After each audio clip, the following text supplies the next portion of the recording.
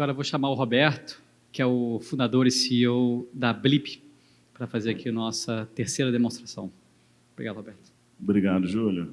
Primeiramente, queria agradecer também. Grande prazer estar aqui. Não só o Júlio, toda a equipe da Atlântico. Ontem a gente estava conversando.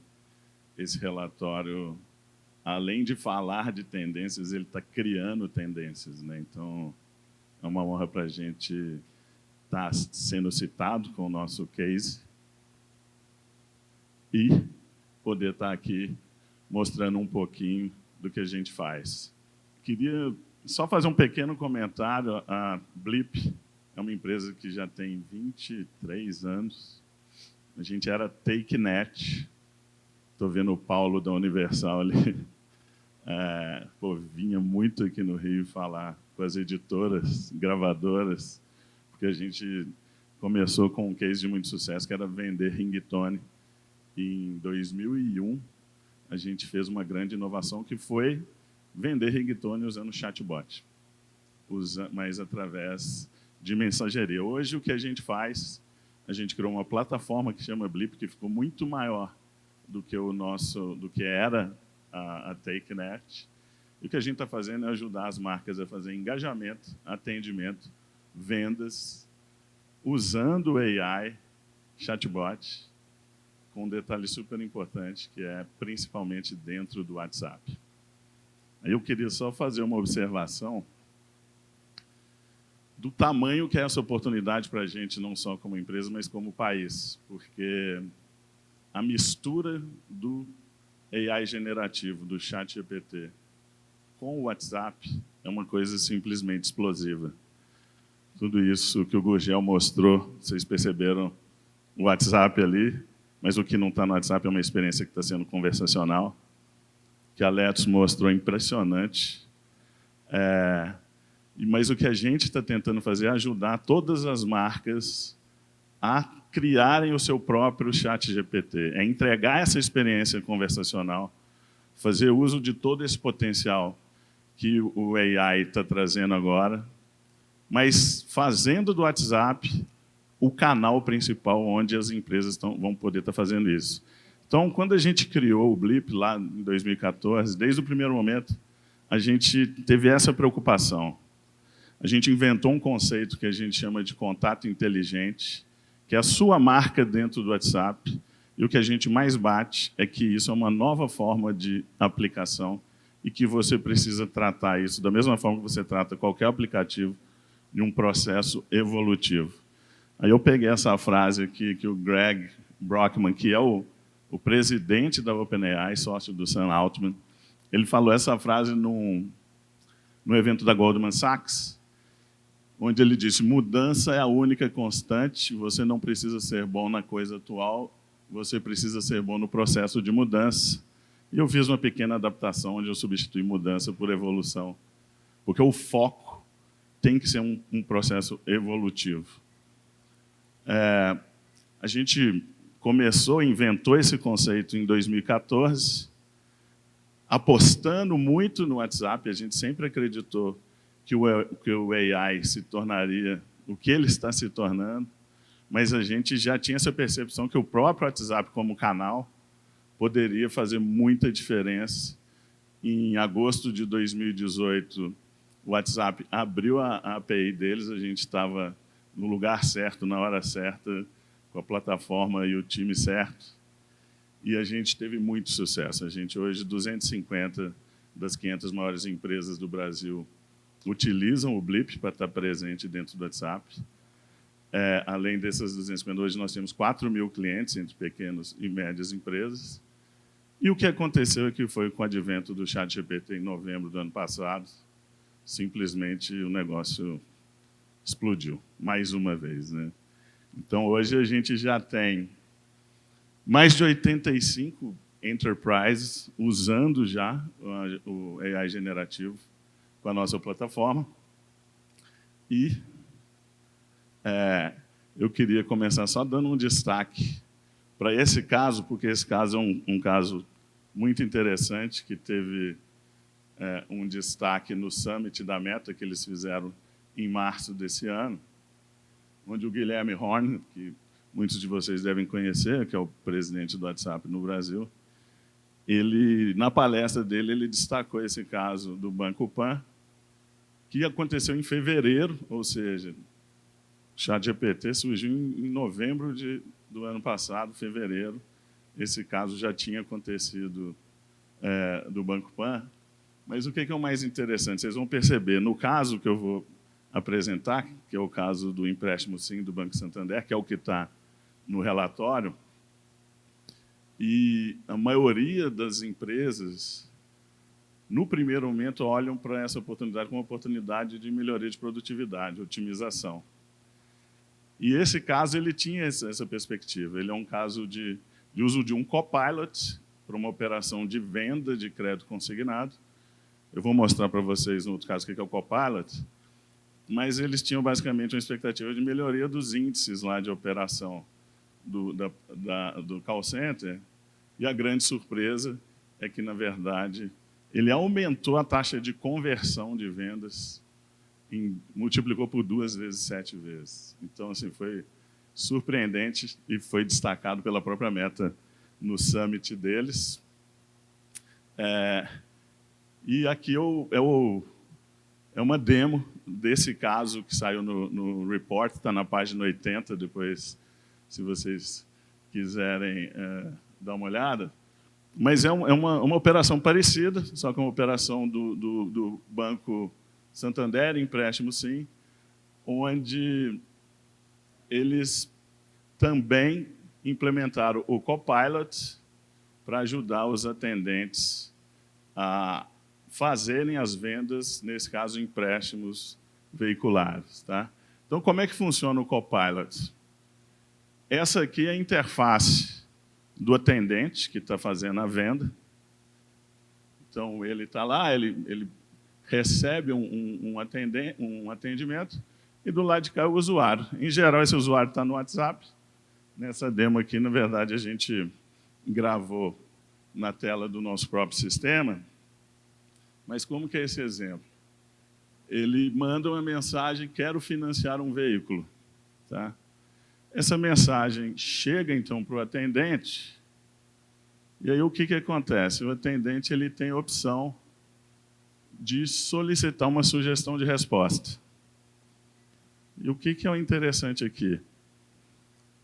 O sistema não gera só uma sugestão, ele gera 2, 3, na verdade é configurável, diversas opções para que o atendente possa, então, escolher uma das opções e usá-la ou não. Então, o que o atendente tem? Ele tem como opção escolher uma das respostas, ele tem a opção de ignorar, simplesmente criar uma nova resposta, ou ele tem a opção de escolher uma das respostas e editar aquela resposta. Tá? Nesse caso, 80% das respostas já estão sendo com um clique. Então, o atendente que antes tinha que ler, entender, criar uma nova resposta, agora ele tem as opções, ele simplesmente clica e o usuário, então, responde uma resposta que, em geral, está bem elaborada, com a melhor qualidade do que ele faria. Tá? Então, esse caso é o caso que está destacado no relatório, e é impressionante as métricas. Aqui a gente está destacando as métricas operacionais. Então, teve uma queda de 30% no tempo que o cliente fica ali interagindo, então, para fazer aquela contratação daquele empréstimo. Queda de 52% no tempo de espera, porque, como está sendo mais produtivo, ele consegue fazer mais atendimentos. E o que eu acho mais interessante é esse aumento na satisfação do cliente. Que em geral, né, o que no primeiro slide estava escrito, do que a gente tem falado, é que agora, nesse mundo, né, no mundo digital, já se fala muito isso, mas agora, em especial, ainda com o uso do AI, a batalha não é por preço, é por produto, mas sim quem consegue entregar a melhor experiência para o seu cliente. E a gente não tem dúvida nenhuma que o único processo que vai te ajudar a vencer essa batalha é você adotando esse approach evolutivo. E qual que é o próximo passo, ou algumas empresas dão um passo direto em relação ao Copilot, né? A maioria das pessoas já deve ter ouvido falar que você precisa fazer um tuning dos modelos de AI.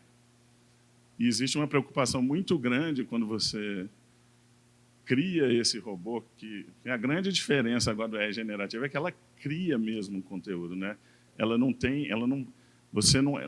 O modelo não é baseado no script que é aprovado pela governança da empresa. Eu lembro de um bot que a gente criou uma vez para um banco, que para mudar uma vírgula de posição tinha que ter 48 aprovações dentro do banco. E aqui, imagina, o robô está criando um conteúdo que pode ser completamente novo, e aquilo vai direto para o usuário. Então, existe aí uma preocupação, uma sensibilidade muito grande, e não são todas as empresas que já estão dispostas para fazer direto isso. Então, o Copilot, a gente tem usado ele muito como um primeiro passo para fazer esse tuning e garantir, então, que o modelo está funcionando bem, que está conseguindo entregar boas respostas. Mas é impressionante como funciona. Esse caso aqui é o nosso próprio caso. A gente implementou no nosso sistema de atendimento um atendimento totalmente automatizado. A gente pegou toda a nossa base de conhecimento, treinou o modelo para que ele pudesse interagir diretamente com os clientes, e a gente teve um aumento na taxa de retenção de 7 vezes. Ou seja, o número de tickets do suporte que chegavam por esse canal digital, ele caiu 7 vezes da noite para o dia, no momento que a gente colocou esse atendimento 100% automatizado. Eu trouxe aqui um outro exemplo, que é um exemplo muito interessante. A gente faz muita coisa com as indústrias de autos, praticamente todas são nossas clientes. O que acontece? A maioria das montadoras de automóvel vem desenvolvendo uma coisa que eles chamam de manual cognitivo, onde eles querem que as pessoas conversem com o manual do carro. A gente criou, nesse caso aqui, a Stellantis, dona da marca Fiat, eles vêm desenvolvendo isso há vários anos, usando os modelos antigos. A gente criou em uma tarde esse modelo. E aqui é interessante que o teste é o seguinte: a pessoa manda assim, acendeu uma lâmpada do Aladim no meu carro. E aí o modelo responde e traz a página e explica lá o que significa aquela lâmpada do Aladim, que eu, por exemplo, não sabia. E esse caso foi muito interessante, que na hora que a gente estava fazendo a demo, o diretor falou assim, ele fala italiano? E a gente não sabia. A gente começou a fazer perguntas em italiano e ele respondia em italiano, automaticamente. E a gente fez isso em 2 horas. E agora, obviamente, isso foi uma demo, mas até conseguir colocar isso, a gente está fazendo isso para praticamente todas as concessionárias, as montadoras. Então, assim, o que a gente criou esse conceito que a gente chama de contato inteligente,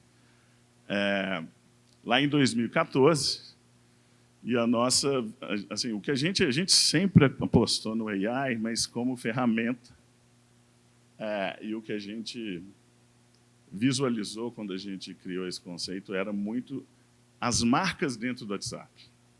Acho que o Júlio usou a China como uma referência aqui, né? Para quem já esteve na China, sabe do fenômeno que é o WeChat lá.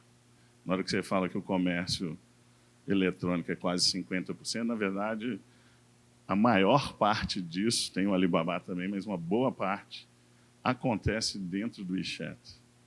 E muito por causa de uma experiência conversacional. Então, a nossa grande aposta era o WhatsApp, e a gente criou, então, essa plataforma com foco em você construir e fazer evolução contínua dessa sua aplicação dentro do WhatsApp, que a gente chamava de contato inteligente, depois a gente começou a chamar de Conversational App.